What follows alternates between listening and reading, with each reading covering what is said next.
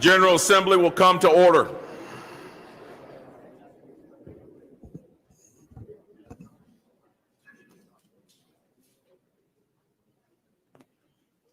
The Sergeant at Arms of the House is recognized.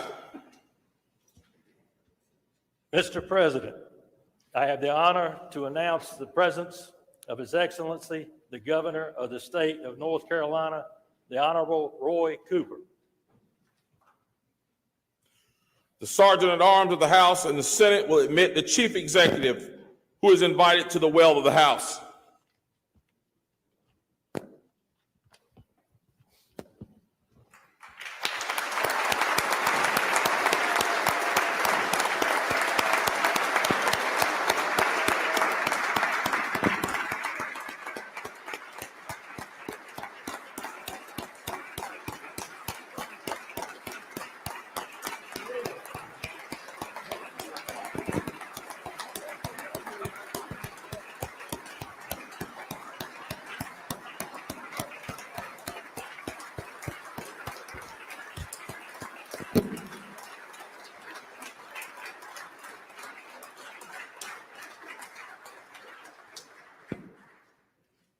Mr. President, I have the distinct honor and privilege to present His Excellency, the Governor of the State of North Carolina, the Honorable Roy A. Cooper.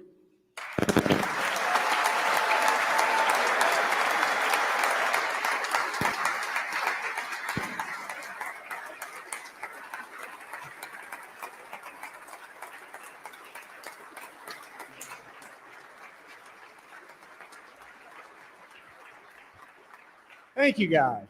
Members of the General Assembly, distinguished guests, His Excellency, the Governor of the State of North Carolina, the Honorable Roy Cooper.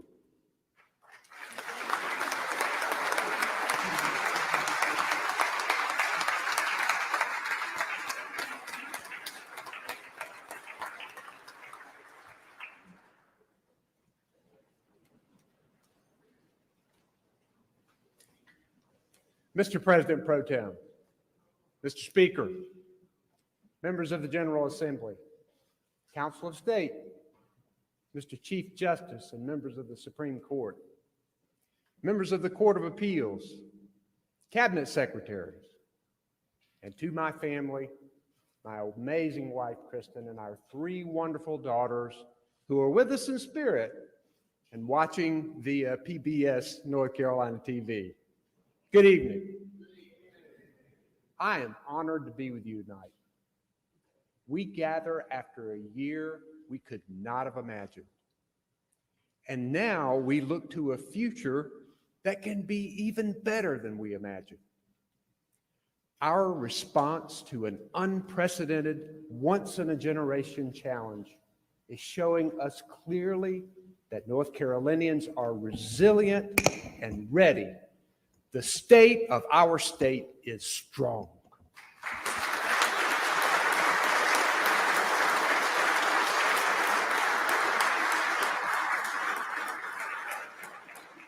And that's because the character of our communities is even stronger. We've shown we are compassionate.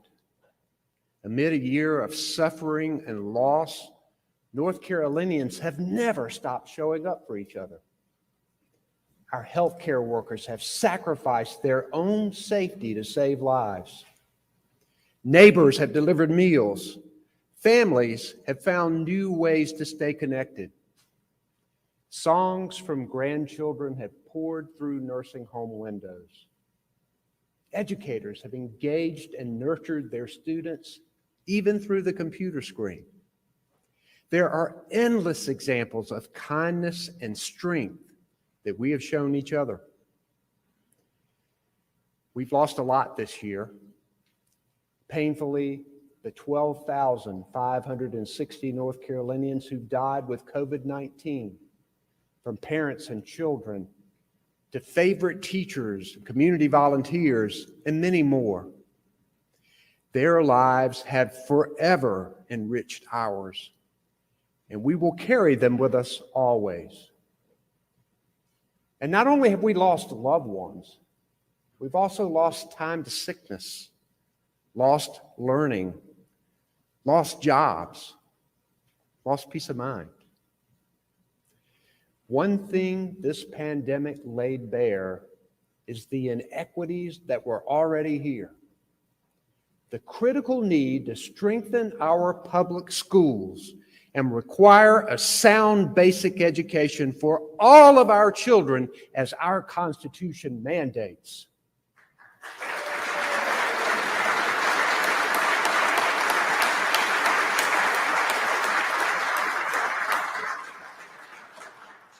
The gaps in high-speed internet access, the unlivable wages that many hard-working North Carolinians, just to make ends meet, to take on multiple jobs that don't provide health insurance. But if we can harness all that we have learned from our lost, we can boost opportunities for all North Carolinians.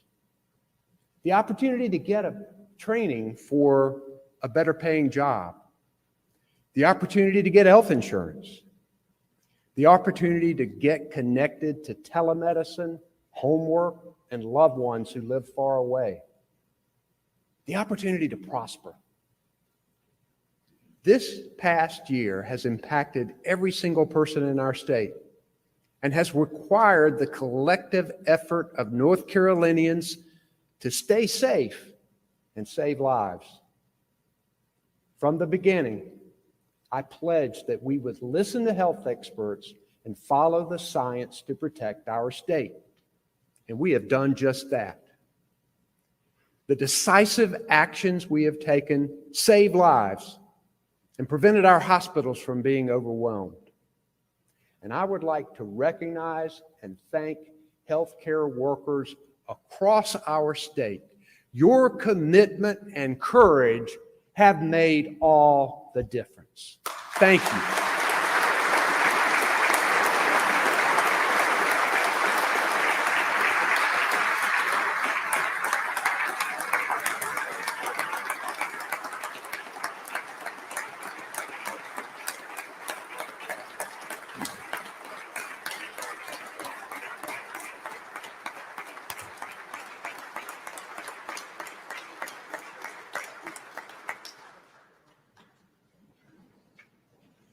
Our state's response to the pandemic has been strong, and every phase of it has required North Carolinians from Cherokee to Chowan to step up and do their part, including the people in this room tonight. Farmers, restaurant cooks, grocery store workers kept us fed.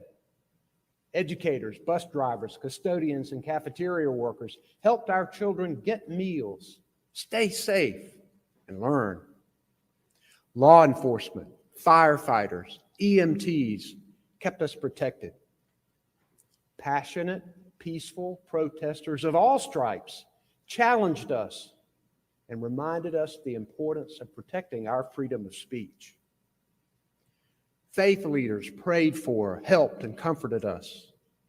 Scientists and researchers at our great universities helped discover and make vaccines and treatments. Moms, dads, grandparents, children, neighbors, friends, everyday people endured together and helped each other. You see, North Carolinians step up in times of crisis. And while our special guests cannot be in the building tonight, I want to recognize a few North Carolinians who've made a real difference. A lot of North Carolina companies, at their own economic risk, changed what they were doing and started making things we needed right then to save lives. Instead of just making furniture, Custom Contracts Furnishing in High Point teamed up with local fabrics companies to make medical gowns. They hired 50 new employees and made over 1 million gowns for our state and other customers. In March of 2020, right as the pandemic began, Parkdale Mills in Gastonia worked with a group of companies to put together a reusable mask, supplying over 600 million of them across the country. This kind of ingenuity and resourcefulness helped us get desperately needed PPE to frontline workers when they didn't have enough. That North Carolina ingenuity unfolded across the state in many ways. Felicia Young, a math teacher at Knox Middle School in Salisbury, knew remote learning would be a challenge. So she went the extra mile to make it fun. She produced videos with music, dance, and song that helped you with math even though you didn't want them to. She kept in such close contact with her students and families, she earned the nickname Mama Young.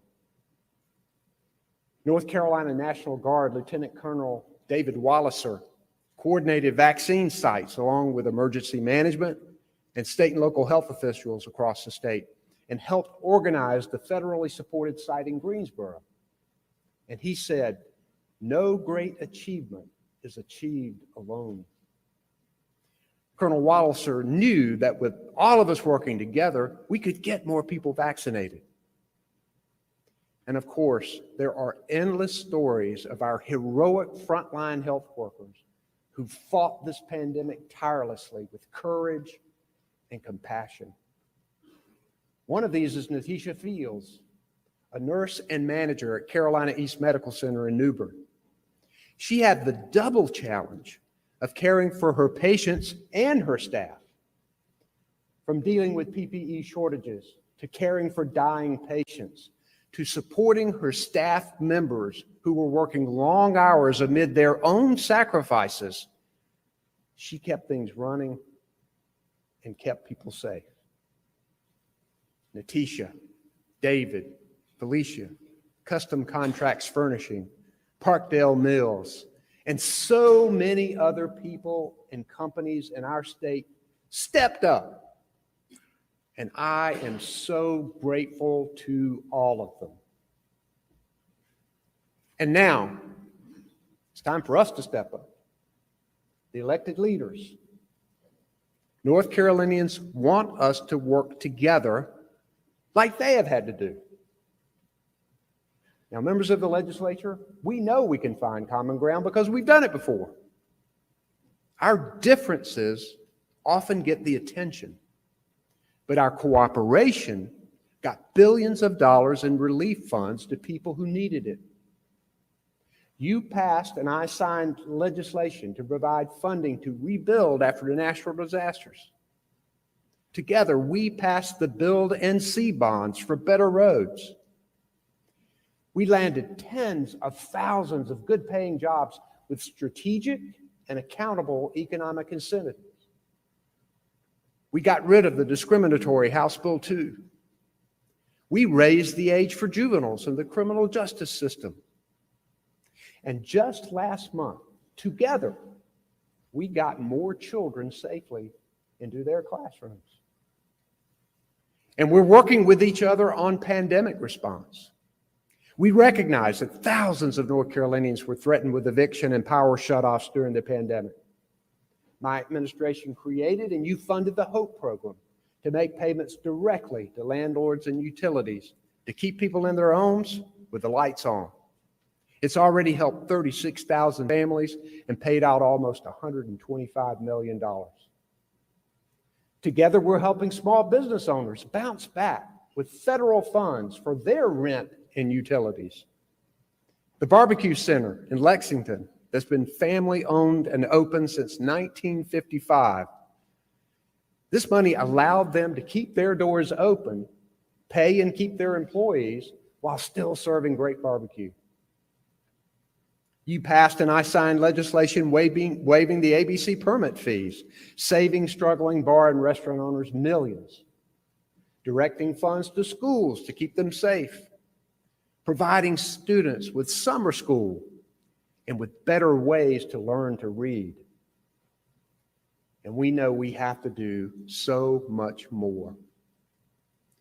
We often have our differences in these chambers, but the people of North Carolina should know that at times when it mattered, their leaders stepped up. And now we need to do it again. One way is fighting through this pandemic together. together the right way. Though every loss hurt, North Carolina ranks low among the states in COVID-19 deaths per capita during the pandemic.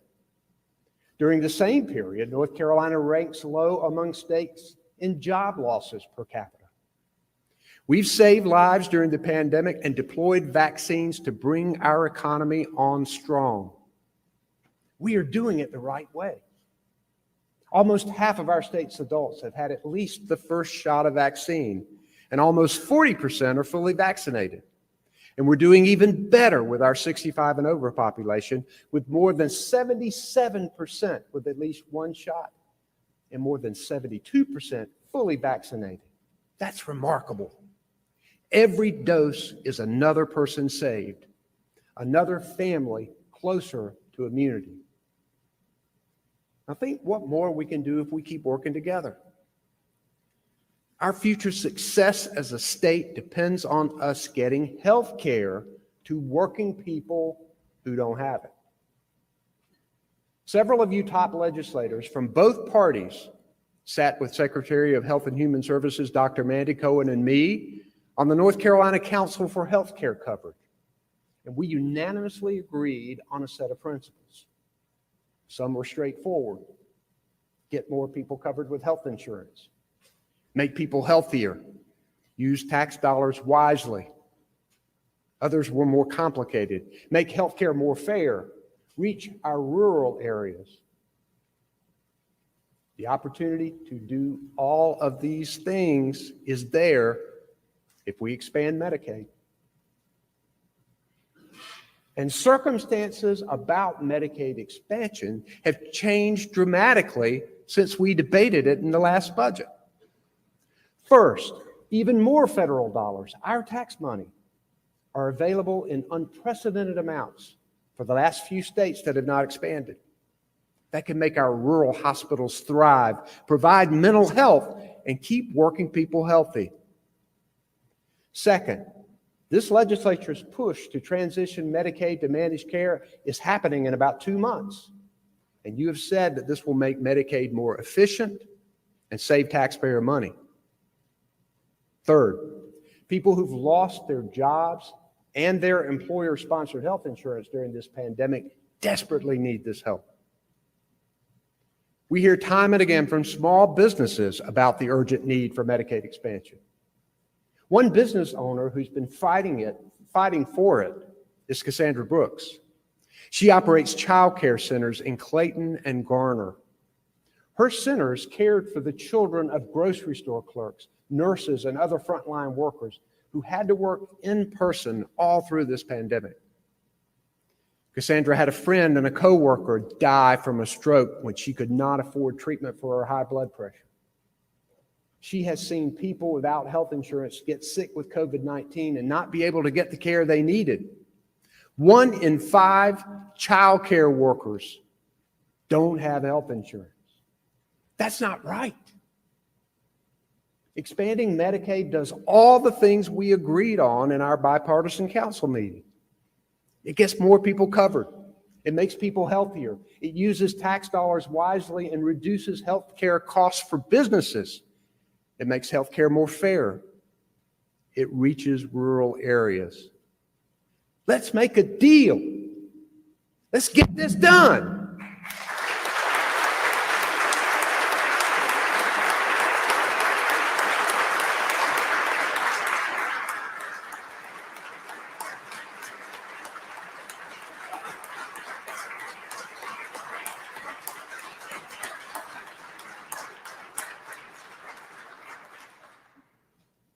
A healthier state means a healthier workforce that's ready for the better paying jobs that we're bringing here.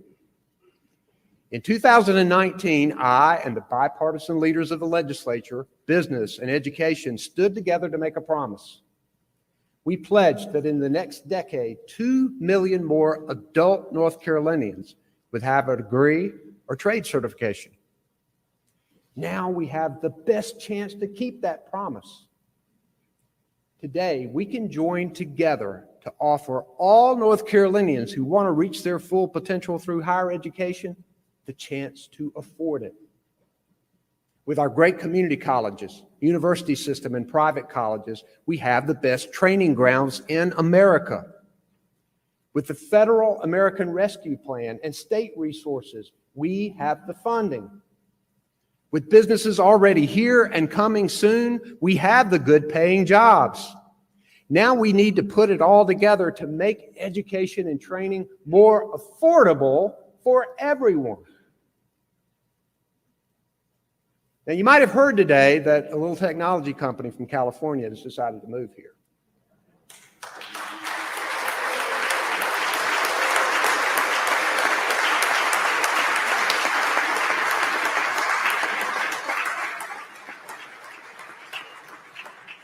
And yet another tremendous accomplishment for our state. Today, we stood together and announced that Apple had chosen North Carolina for its first new campus and engineering hub in the United States in more than 20 years. And that makes 11 companies that have announced thousands of jobs in both rural and urban areas in just the past 2 months during a pandemic. The good jobs are already here, and they're going to keep on coming. Let's make sure our people can afford to get the education and training to land them. We know that people can succeed if we break down the financial barriers keeping them from their goals. Lexine Merrill was in her 3rd semester as a nursing student at Central Piedmont Community College when unexpected medical bills came on top of a needed car repair. She thought she'd have to drop out, but a Finish Line grant helped her afford to stay in school. She graduated in December and is working as a critical care nurse in Monroe right when we need her the most. Her story is a testament that even a small amount of financial help can turn students into skilled workers to fill these high-demand jobs. The CEOs will tell you they need these highly trained people right now, and that we need to invest more in our community colleges and our universities for scholarships, and we need them now. These same CEOs will tell you that investing in education at the back end is important, but investing in our children earlier may be even more critical.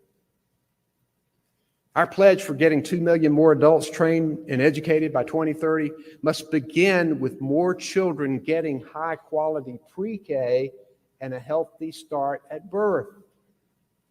More children who learn to read in elementary school.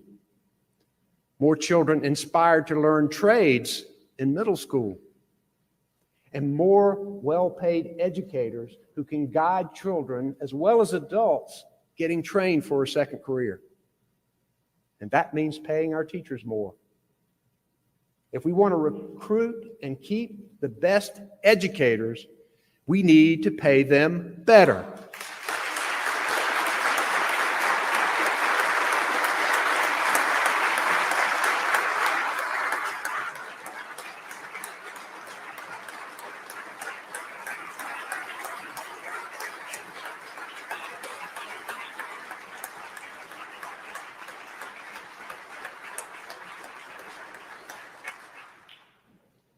Too many of our teachers are working multiple jobs, and it's still not enough.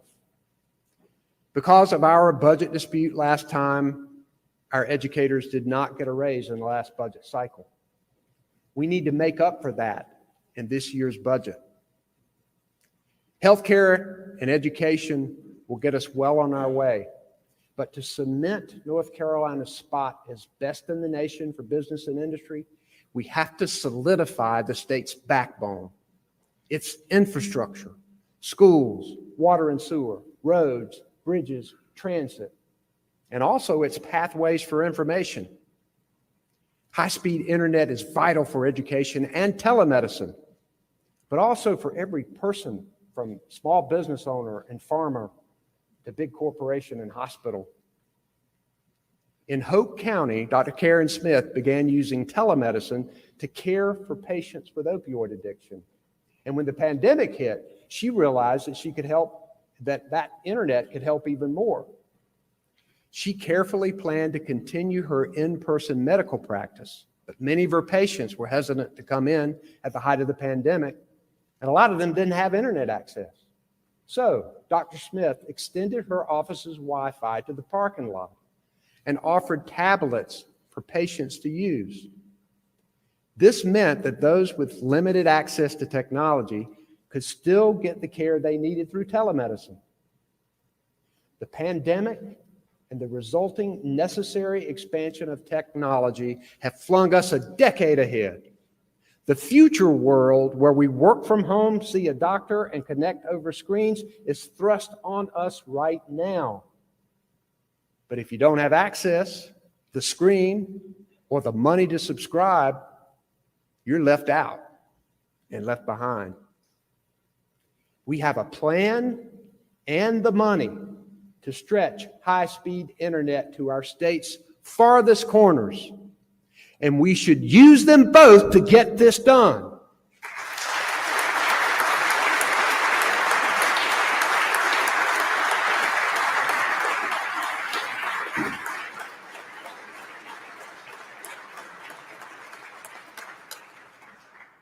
Let's boost businesses that were hardest hit by the pandemic with some direct help. Restaurants, hotels, conventions, hospitality, and tourism. Let's get people back in the workforce and help them get the training they need to land the jobs. And a lot of them will be clean energy jobs. Look, scientists concur that the climate crisis is real and that we need to lower carbon emissions. But aside from that, clean energy is where the great paying jobs are going to be. Let's get ahead of the other states and lead this industry in North Carolina. I'm asking you to expand access to clean energy technologies, invest in clean energy economic development, promote offshore wind, and build the clean energy workforce to catalyze North Carolina's economy. This industry is racing toward us with thousands of good paying jobs that will strengthen our economy and our planet. We're already ahead in solar energy, and with new offshore wind and its lucrative supply chain, we can put money in North Carolina pockets. And as we work to build our infrastructure, we need to build the school buildings our kids deserve and strengthen the community colleges and universities where we're training the next great scientists, engineers, nurses, and welders. We can enrich our lives with investments in parks and museums and historic sites. We're seeing the lowest interest rates. We can afford it. It'll create jobs, and we're never going to get a better deal. So let's come together and pass a strong bond referendum so we can get all of this done.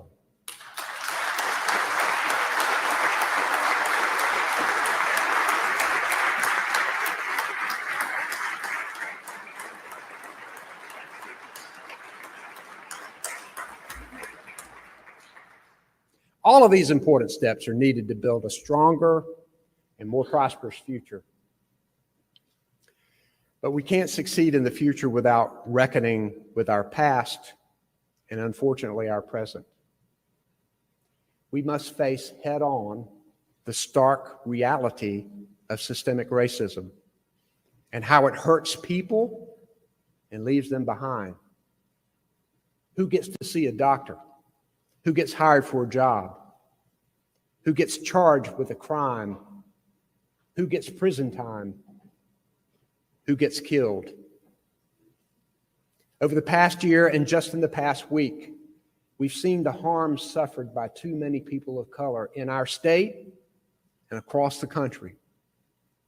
And I want to say clearly, we must all stand together to stop racial injustice in North Carolina.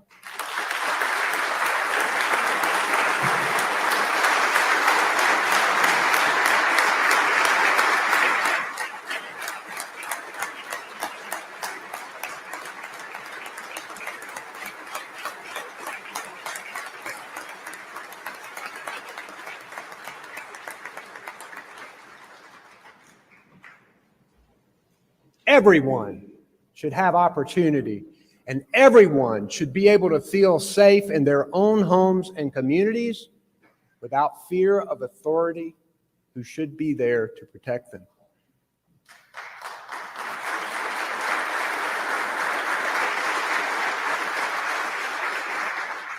In all areas that are important for people's success, healthcare, education, economic strength, the justice system, we must confront systems that favor some and harm others, and we must fix them.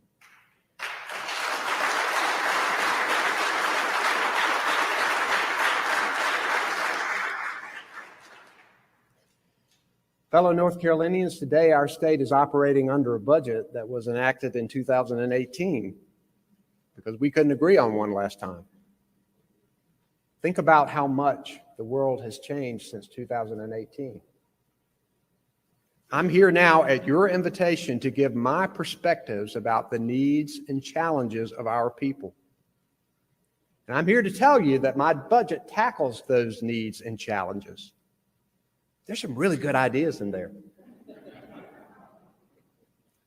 There's going to have to be some give and take in order for us to get this done. I don't want to have to veto the budget, and I will do my part to see that we have a budget, and I expect you to do yours.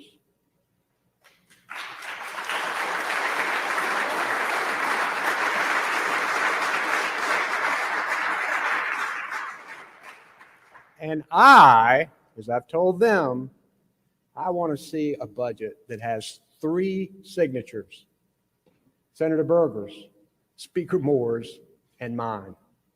Our people deserve that.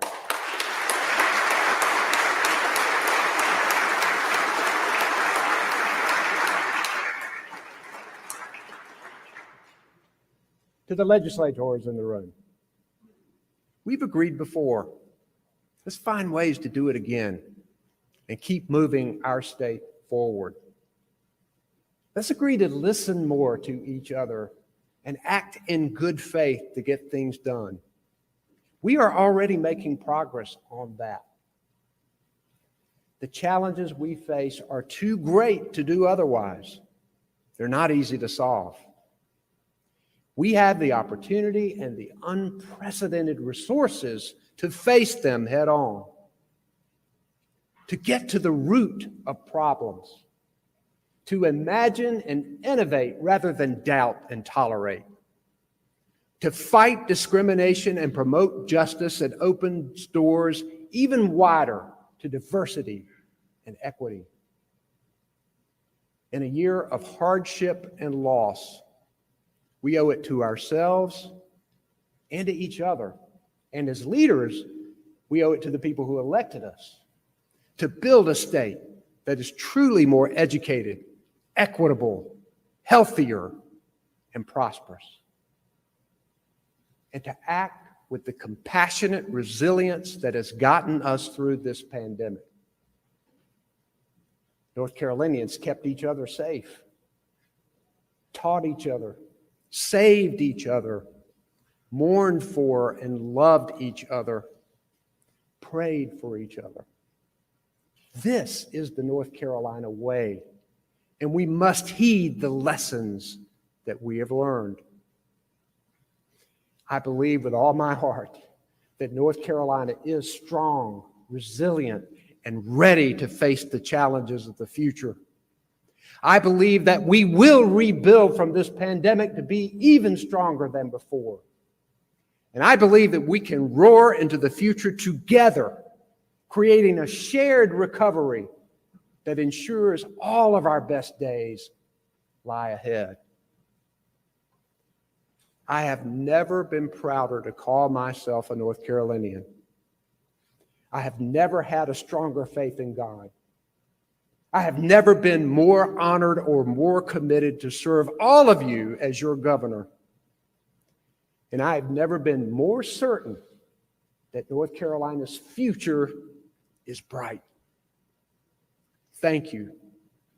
God bless all of you. God bless North Carolina, and God bless the United States of America. Thank you all very much.